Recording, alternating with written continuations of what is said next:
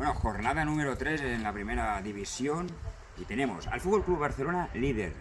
3 de 3, 9 puntos y un partido en Vallecas con una primera parte nefasta, mala, pero una segunda parte de fútbol total.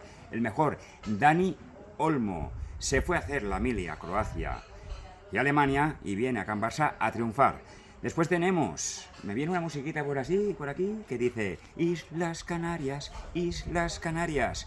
Y es donde se naufragó el Real Madrid de Mbappé. Y ahora al Madrid le llaman los empaté. 3 partidos, 2 empates. Y después tenemos el Atlético Madrid, donde pinchó contra el Español. Y es el Pupas, otra vez, es Atlético Madrid, que con un equipazo pincha contra un equipo inferior.